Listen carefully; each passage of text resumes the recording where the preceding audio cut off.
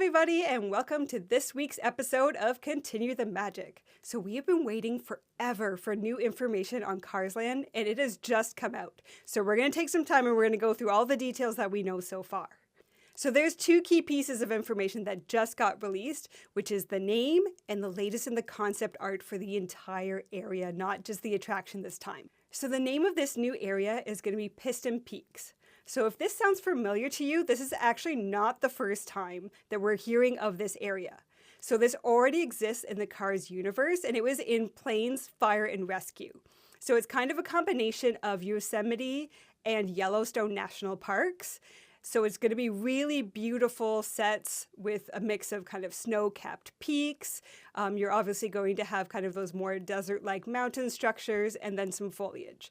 So a really nice variety in kind of the aesthetic that we're going to see in this space.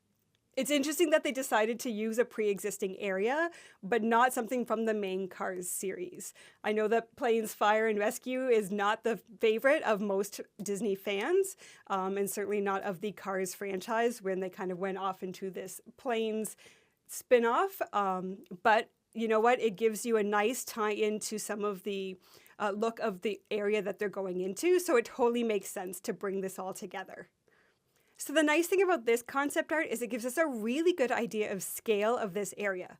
So we're not just seeing the Piston Peaks area, but you can also see the other landmarks that are going to be staying intact around it to really give you an idea of how large this really is. So this is the largest expansion in Magic Kingdom history, which is saying something, right?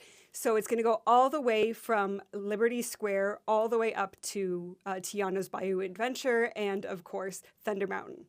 So you can see off to the side there, you can even see the Grizzly Hall and kind of those Frontierland shops are all staying intact. You've still got Tiana's Bayou and Thunder Mountain up at the top. And in the bottom area, kind of from where the location of that building is, it kind of looks like it would be a replacement or a retheming of the entrance for the Liberty Belle. So that gives you an idea of how large this is going to be. And then it expands back, obviously, further than even Tom Sawyer's Islands that we're getting all of that area. Now, one of the things I'm most excited about is the amount of water that is still in this area. So if you're anything like me and my family, one of the biggest kind of disappointments about this retheme was that beautiful waterway, right, that existed around Tom Sawyer's Island. So having water features in Disney has always been kind of built into what they've done. It's a beautiful feature. I hate to see it go.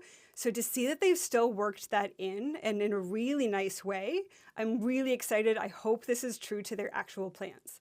So it looks like the walkway beside the Rivers of America is still intact.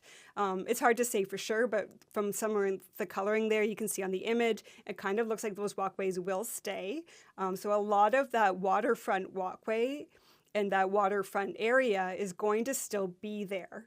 But now they're integrating it into the new land with what looks like there's waterfalls and features and geysers, which will be very cool. So I'm really happy to see that they're keeping a huge water presence intact in this area.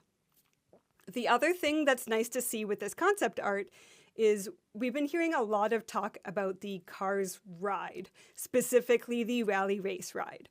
And this is showing us that that is one component of this brand new area, right? So it's not just that they're building one new attraction. This is an entirely new section of the park. So there's going to be a visitor's lodge and a ranger's headquarters. The visitor's lodge looks like it might be the entrance and queue area for the new rally race ride, which would absolutely make sense to have a nice covered area that makes sense within the themed area to have a long queue. And then they're going to have the ranger's headquarters, and they're also going to have walking trails. So again, not only are they tying in that theme of the Rivers of America, but they're keeping kind of true to that Tom Sawyer's Island play area exploration feeling by having these walking trails in that area. So I'm not sure if they're going to use some of the existing trails or if they're starting from scratch here, but a lot of like those foundational caves and stuff like that, like you could technically integrate that in this new theming and make use of that and not necessarily start from scratch. So I'm excited to see how that plays out, and that, again, they're keeping some of the key aesthetics and the key inspirations behind this whole section and integrating it into the next level rather than demolishing, kind of flattening the area and throwing up an attraction. And there is going to be a second attraction. So they haven't really talked about what this is going to look like yet. Obviously, the rally race is really kind of the feature here that they've really been promoting. So looking at the space at the bottom here, it looks like they could throw in something smaller. They're talking more family friendly. This could be something like, Tomater's Junkyard Jamboree that they have in California Adventure, which is the same structure as the Alien Swirling Saucers in Hollywood Studios. So obviously they've already done this. They could just pick up that theme, plop it in here, and have it ready to go. It's good to add extra capacity to Magic Kingdom. Obviously, this is one of the busiest parks, so any additional capacity would be great. I would personally love to see another eating area over here, so hopefully they integrate that in either the visitor centers or the ranger area. I find the food options in Magic Kingdom are a little bit lacking. Of all the parks, like typically I have one or two favorite restaurants. I would not say that that is true at Magic Kingdom. Pecos Bill is okay. Columbia and Harbor House also okay, but nothing kind of groundbreaking. So nice to see a little bit more in food options coming into the Magic Kingdom. And this is obviously a large space where they're hoping people will spend a lot of time, especially with the trails and such.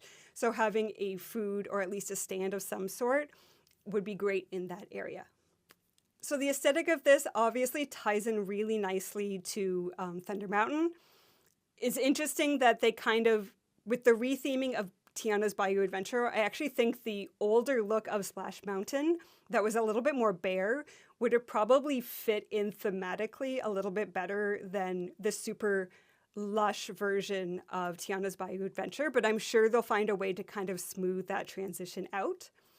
The other big question here is, do our lands stay the same, right? So if we're going all the way from Liberty Square through Frontierland all the way to Big Thunder Mountain, is Frontierland still a thing if it's just a couple shops and the Country Bears? I'm not sure. Same thing with Liberty Square. Like at some point, does that whole area become something new and become part of Piston Peaks? So I don't know the answer to this. This is just speculation, but I wouldn't be surprised to see those themes slowly get either integrated or phased out into a larger cohesive area as they're bridging all of those gaps and they're no longer segmented like they used to be.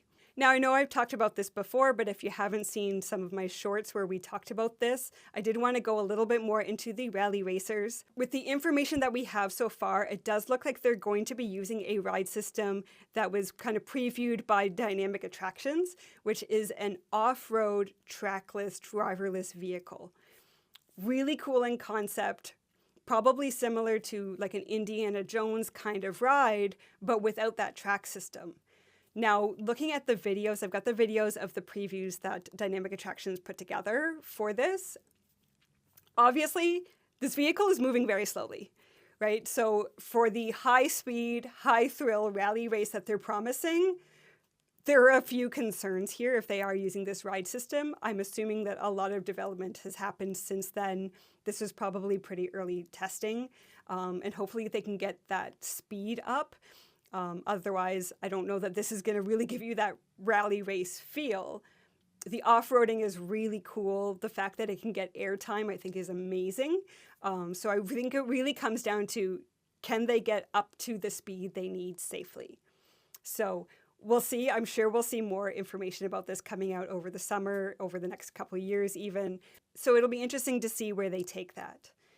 Same thing with Disney Imagineering. They've shown that they've been doing some track testing, building out what some of that rally racing roadways can look like. Again, very cool looking. It comes down to whether or not they can get the speed and the thrill there. But I think because of what they've decided to do for the aesthetic with the snow-capped mountains, with the geysers, with the waterways, I think that not only can this be a really thrilling ride, but I think it'll be stunning, right? And you can create some really good like surprise moments of guys are thrusting up beside you and you steering around that while you're doing this rally race. Some really cool things that they're giving themselves options to integrate here. So I can't wait to see how this all turns out. Now, the one sad thing with all of this is, of course, we have to say goodbye to Tom Sawyer's Island and to our current version of the Rivers of America and, of course, the Liberty Belle. So I did get a chance to do one last ride on the Liberty Belle, and I did film that, so I will be putting that ride-through video out at some point, knowing that I was going to be losing this. I did the same thing. On my last trip, I made sure that I visited Tom Sawyer's Island. We did a walkthrough of every cave, every fort, you know, really got to soak it in before it was gone. I wouldn't say that Tom Sawyer's Island was a thing that I visited often, especially going in the summers. That raft ride is hot in that direct sunlight, crammed a bunch of people onto that raft. So honestly, I didn't wait for it often. It's nice when you get there, but much better in the cooler months for sure. So I think this will be a better utilization of the area. I don't think Tom Sawyer's Island was ever particularly busy, and I don't think it ever really met its full potential of what it could be. So hopefully, again, they stay true to that, and then they tie in these new features to really make it where we want it to be. But if you haven't had a chance to say goodbye to these yet, you do still have some time. You have until July 7th is the close date for both the Liberty Belle and for Tom Sawyer's Island. So if you want to get one last visit in, make sure you get there before July 7th. Obviously, construction on Big Thunder Mountain is still going. It's kind of ongoing. It obviously made sense that they would do those updates while they were building right next to it, because it likely would have interfered anyways. So perfect timing there. It does sound like they're going to be reopening Thunder Mountain in 2026, but there's no firm date on that. So for all we know, that's December 31st. And then as far as opening for this land, zero information on this yet. It's a pretty big expansion, like I mentioned before. So we're probably looking at 2027, maybe 2028. But hopefully we'll get that reined back in and get a few more details. So that's it for this week. Thank you for joining me. Make sure that you like, subscribe, and hit that notification button. We do put videos out every week, and I'm going to start releasing ride-through videos on a weekly basis as well. I have a huge backlog of those to get through, so those will be coming as well. So thanks for joining me, and we'll see you next week.